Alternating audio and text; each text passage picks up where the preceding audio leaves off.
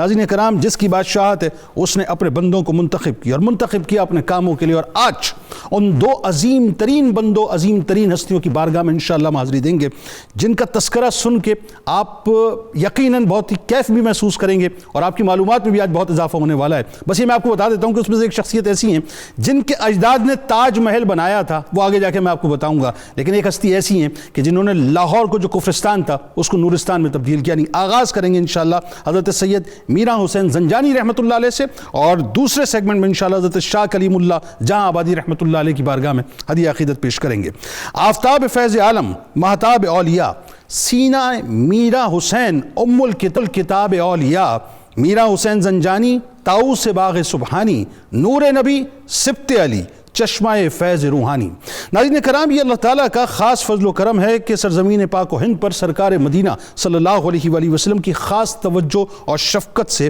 اولیاء کاملین تشریف لائے، اور انہوں نے اپنی جہد مسلسل اور فیوز ظاہری و باطنی سے عشق الہی اور عشق رسول صلی اللہ علیہ وآلہ وسلم کی وہ شمع روشن کی جو آج تک روشن ہیں، اور جن سے کروڑوں قلوب منور ہوئے، بلا مبالغہ کروڑوں قلوب منور ہوئے۔ آج تذکرہ پاک ہے خاندان سادات کی چشم و چراغ، امام علی مقام امام حسین علیہ السلام کے گلشن کے مہکتے پھول، قطب الاولیاء، شیخ الاتقیاء، سرور صوفیہ، چشمہ جود و سخا، شہباز لامکاں، راہبر سالکاں، طریقت کے روح رواں، اسرار ربانی کے رازداں، اسلام کے پاسباں، منبع فیض مخزن علم و عرفاں، حجت الکاملین، قدوۃ السالکین، زہدۃ العارفین، سند الواصلین، عاشق سرور کون و مکاں، خواجہ خواجگاں حضرت خواجہ سید میرا حسین زنجانی رحمۃ اللہ علیہ کا، جو اولیاء کرام کے اس ہراول دستے میں شامل تھے جنہوں نے ہندوستان کے بت کدے میں نعرہ تکبیر کو بلند کیا،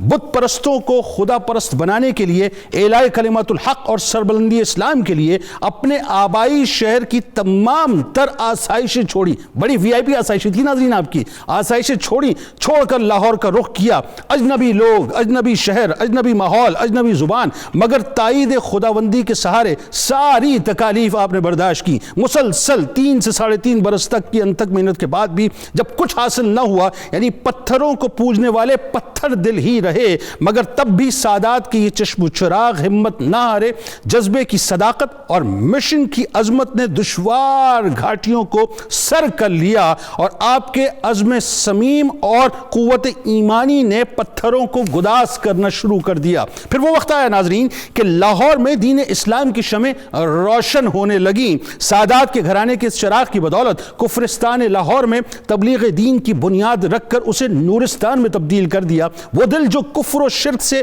سومنات بن چکے تھے، ان مردہ دلوں کو نور ایمانی سے اس طرح جلا بخشی کہ ہزاروں لوگ اللہ اور اس کے رسول صلی اللہ علیہ وآلہ وسلم کی غلامی کا طوق پہن کر دیگر تمام غلامیوں سے آزاد ہو گئے۔ جن گھروں میں بھجن کی آوازیں گونجا کرتی تھیں، وہیں آذان کی آوازیں گونجنے لگیں۔ وہ لوگ جو آپ رحمت اللہ علیہ کے دست حق پرست پر مشرف با اسلام ہوتے، آپ رحمت اللہ علیہ انہیں عبادات اور بندگی کے طریقے اس طرح سکھلاتے تھے، اتنی مٹھاس سے سکھلاتے تھے کہ عقائد پر ایمان کی تلقین کے بعد نماز سکھاتے اور انہیں 5 وقت نماز کی تلقین فرماتے، رمضان المبارک کے آداب سے آگاہ کرتے اور ان کو بتلاتے کہ ایسے ہی نماز روزے کے بعد آپ زکوٰۃ بھی دیا کریں، حج کے مسائل و فضائل کی بھی ان کو تعلیم دیتے تھے۔ اسلامی عبادات کے بعد آپ انہیں اسلامی ضابطہ حیات کے، اخلاق صالح اور اسلامی حسن معاشرت کا درس دیتے۔ آپ نے ہمیشہ اپنے پاس آنے والوں کو صداقت اور ایمانداری کا سبق دیا اور ان کی عادات میں سے ہندوانہ رسومات ختم کرنے کی کوشش کی۔ بدقسمت یہ ناظرین کہ آج بھی یہ تمام رسومات ہمارے یہاں پینیٹریٹ کرتی ہیں۔ ان کے اوصاف حمیدہ یعنی سخاوت، شرم و حیا، رحم، احسان، خوش کلامی اور جذبہ ایثار ان میں پیدا کیے۔ ایک ایسے معاشرے میں جہاں ناظرین کفر و شرک کی جڑیں انتہائی مضبوط ترین تھی، ان جڑوں کو آپ نے اکھاڑ پھینکا اور نئے سرے سے اسلام کے خوشبودار پودے لگائے۔ میران حسین زنجانی رحمۃ اللہ علیہ ناظرین مستجاب الدعوات ہستی تھے۔ اللہ نے اپنے اس پیارے کو وہ وصف عطا کیا تھا کہ جب بھی آپ ہاتھ بلند فرماتے تھے اللہ تبارک و تعالیٰ اسے قبولیت کی سند عطا فرما دیتا تھا۔ چونکہ ابھی بہت ضروری بات ہے سمجھنا ناظرین، اس وقت ہندوؤں نے جادو ٹونے کے راج کے ذریعے سے اپنا پورا ایک نظام سنبھالا ہوا تھا۔ بد عقیدگی اور توہم پرستی انتہا پر تھی۔ ایسے میں آپ رحمۃ اللہ علیہ کی بارگاہ میں جب کوئی بھی ہندو ہر طرف سے مایوس ہو کر حاضر ہوتا تو جسمانی اور روحانی شفا یابی پاتا۔ آئیے ناظرین، آج ہم بھی اس فیض کے سمندر سے چند قطرے حاصل کرتے ہیں کہ کل بروز محشر انشاءاللہ ہمارا نام ان کے غلاف دیا جائے۔